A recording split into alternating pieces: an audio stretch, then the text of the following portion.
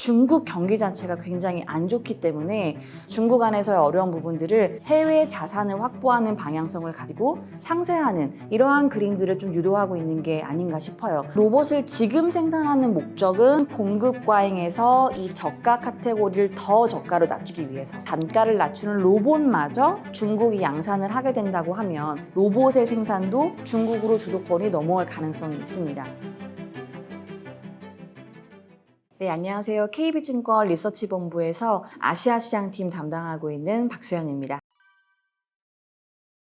아무래도 초기에는 호기심으로 좀 접근하셨던 분들 비중이 높은 건 사실인 것 같아요. 다만 지속 가능성에 대해서는 저는 굉장히 회의적으로 보고 있지는 않습니다. 이미 저가 라인업에 있어서는 굉장히 마켓쉐어는 많이 확보를 해둔 상태고요. 여기서의 소강 국면에 좀 들어왔다고 보는 게 좀 더 합리적인 상황인 것 같고, 일단은 지금 저가 제품으로 접근하는 알리나 테무 같은 경우에는 통상 중국 안에서 생산이 되고 그 다음에 우리나라의 다른 리셀러를 통해서 중간 마진을 확보하시고 이제 파는 분들의 비중들이 꽤 됐었는데, 그런 부분들의 시장이 다 없어졌다고 보시면 됩니다. 직접 판매를 한국에 하고 있기 때문에 그렇게 되면 소비자 입장에서는 더 낮은 단가로 공급을 받을 수 있는 장점도 있지만, 우리나라 안에서 중국 제품을 가지고 와서 파시는 소상공인들 분들의 어려움들은 조금 더 커질 수 있겠다라는 생각이 들고, 조금 더 연결해서 본다면 알리테무랑 직접적으로 연결되는 건 아닐 수 있지만 우리나라와 중국이 같이 경쟁 관계에 있는 산업들이 꽤 많습니다. 대표적으로 철강이라든지 전기차 같은 것들도 좀 포함이 되고, 전기차에 더 연결되는 것 2차 전지 같은 것들, 이러한 부분들도 알리테무처럼 가격을 굉장히 많이 낮춰서 우리나라 시장에,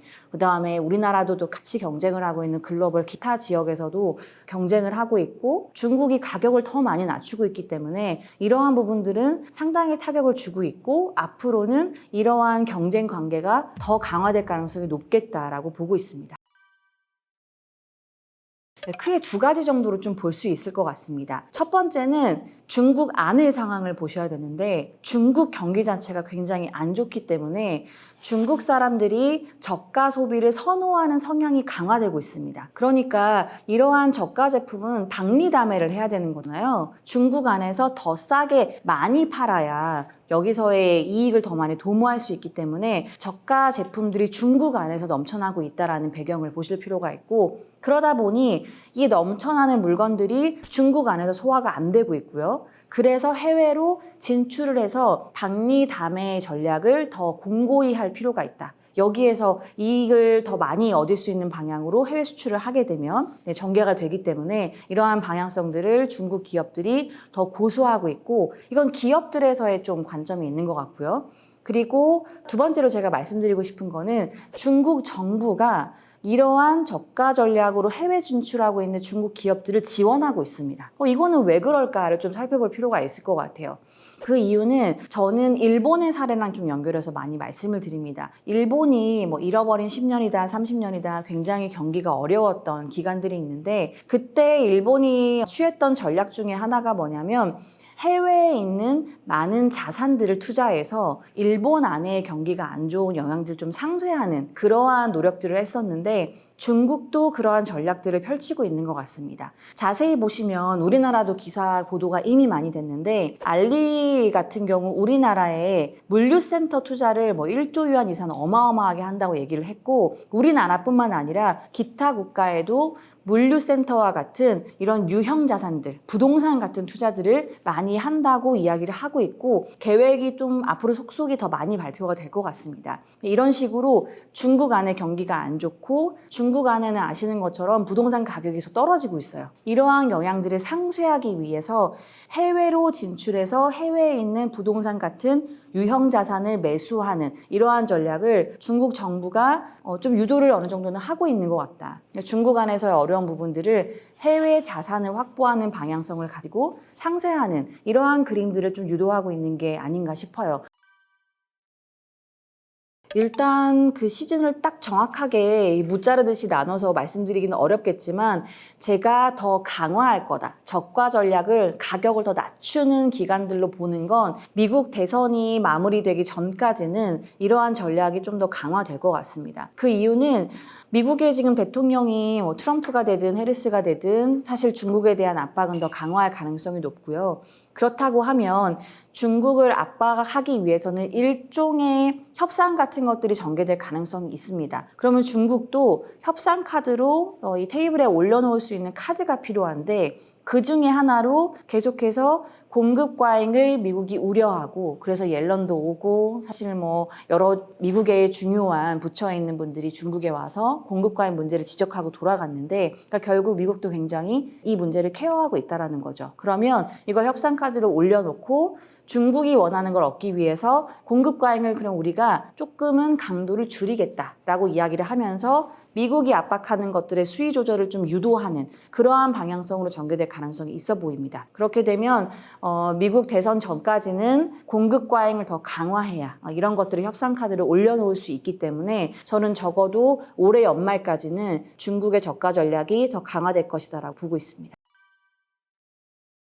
중국이 최근에 신조어 비슷한 것들을 계속해서 정부가 얘기하고 있는데 두 가지입니다. 신품질, 고품질 뭐 이런 얘기들을 굉장히 많이 하는데요. 이게 규결되는 게 뭐냐면 결국에는 우리가 미국의 압박에도 불구하고 중국 제조 2025 그러니까 중국이 전반적인 주요 산업, AI, 통신, 반도체 이러한 분야에서 우리가 기술력을 확보할 거야라는 노력들을 내려놓지 않겠다라는 겁니다. 여기에서 중요한 내용 중에 하나가 이제 로봇인데요. 로봇이 중요한 이유는 물론 여러 가지 산업에서 앞으로 로봇이 중요한 역할을 할 것이다라는 내용도 있지만 중국이 지금 처하고 있는 사실 중에 가장 중요한 건 첫 번째로는 중국 안에 인구 절벽 문제가 심각합니다. 우리나라도 여기서는 자유롭기는 어렵지만 그러면 이 줄어들고 있는 인구 대비 앞으로 노동력을 어떻게 확보해서 채산성을 늘릴 것인가. 중국은 인구가 많이 늘어나는 원래 인구 보너스 효과를 누리는 국가였는데 지금은 그렇지가 못하기 때문에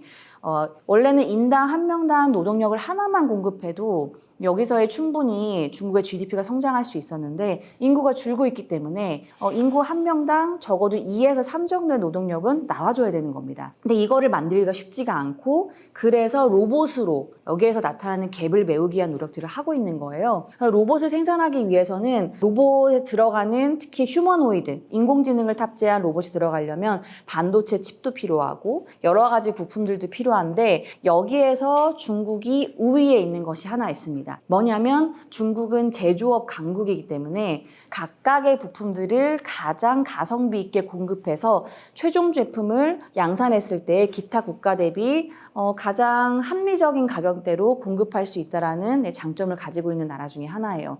그렇게 되면 이렇게 가격 단가를 낮춰서 로봇을 공급할 수 있게 되면 인구가 줄어도 인구 보너스 효과를 좀 누릴 수 있는 생산할 수 있는 인구를 대체할 수 있는 거니까 그러한 노력들을 강화하고 있는 게 있고 두 번째로 또 보실 수 있는 포인트는 뭐냐면 중국이 미국의 제재 때문에 많이 알고 계시는 IRA라고 하는 미국의 법안 때문에 중국 안에서 생산된 물건들이 미국이나 EU 같은 지역으로 수출이 되기 굉장히 어려운 구조를 지금 띠고 있습니다. 그렇기 때문에 중국이 취하는 전략은 멕시코라든지 인도네시아, 베트남 이렇게 우회 수출국을 통해서 미국이나 기타 지역으로 수출을 하는 전략들을 강화해 나가고 있는데 그렇게 하려면 로봇이 굉장히 중요한 수단 중에 하나가 됩니다. 왜냐하면 각 국가별로 일단은 인건비가 다르고요. 노동법도 다르게 설정이 되어 있고 단순하게는 뭐 문화적 정서도 다르고 언어도 다르기 때문에 이 사람들을 교육시켜서 숙련공으로 만들어서 얼만큼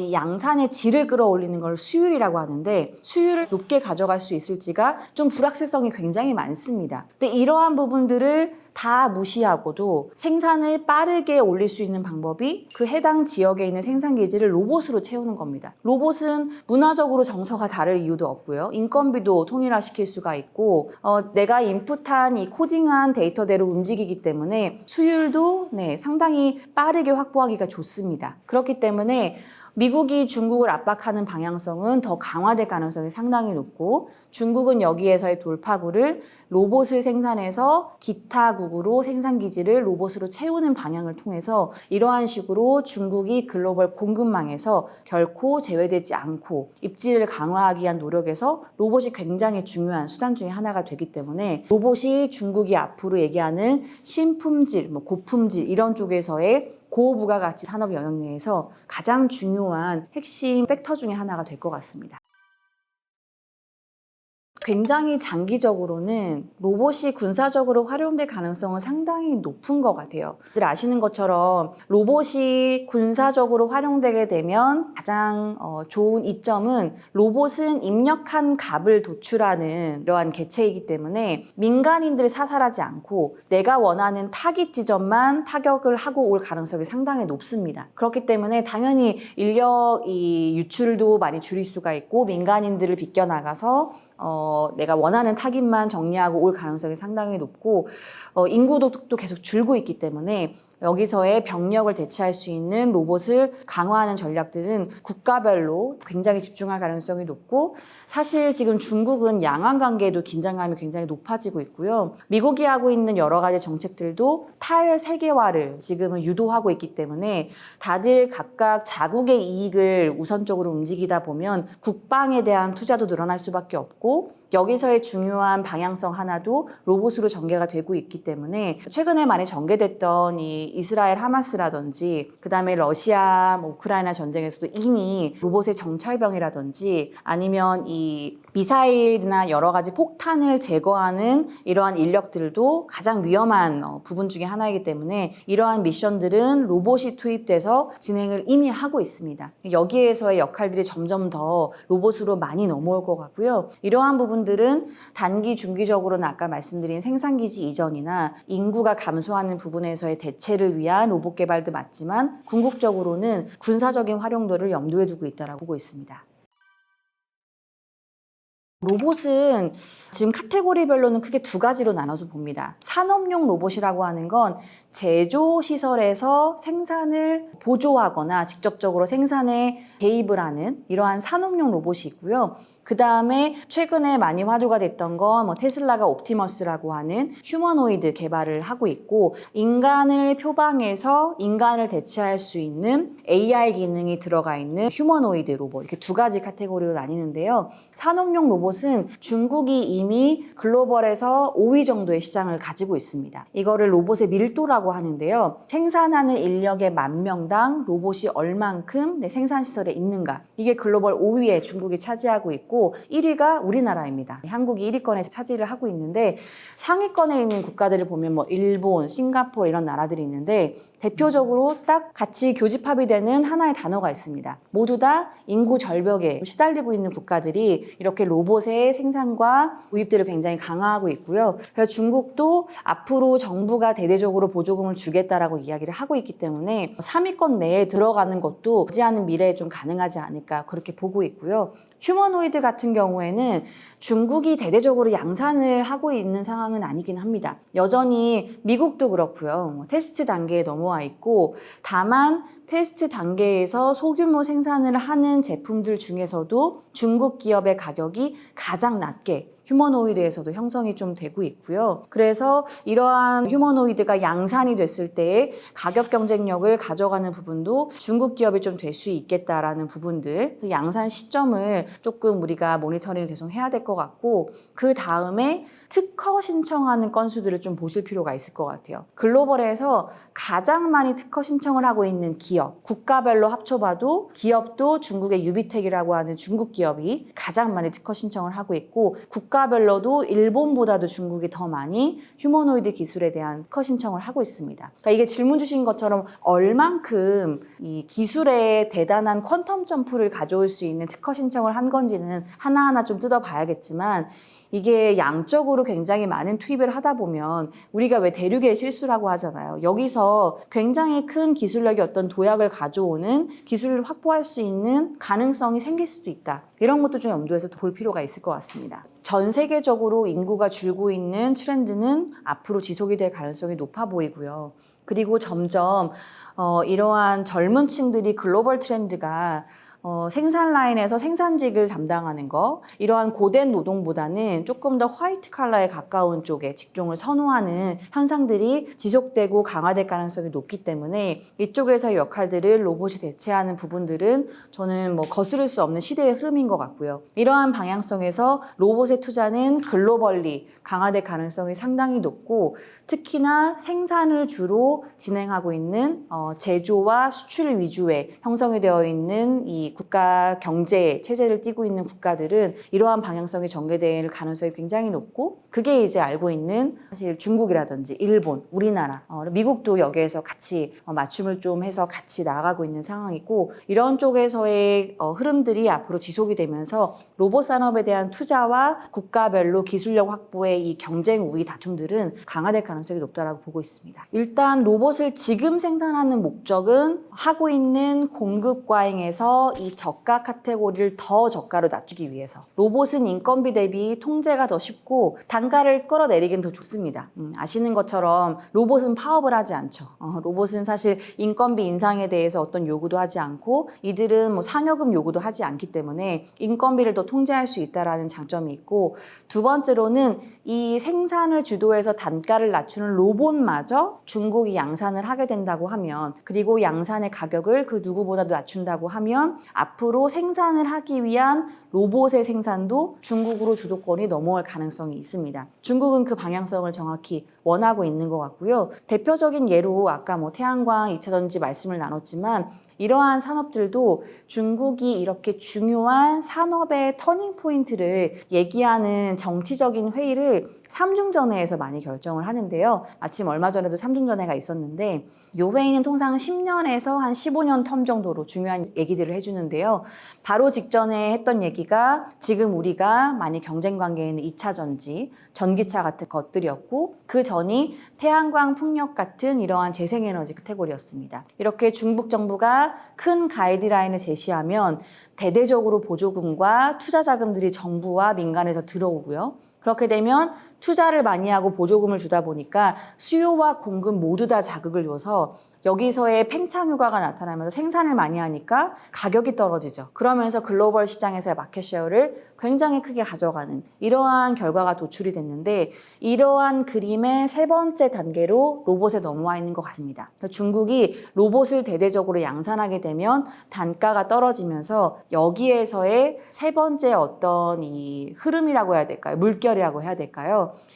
AI의 지금 가장 중요한 기업인 엔비디아도 AI의 다음 물결은 로봇이라고 했거든요. 여기서의 주도권을 중국이 가져가기 위한 노력들을 지금 하고 있는 게 아닐까, 이런 생각을 좀 하고 있습니다.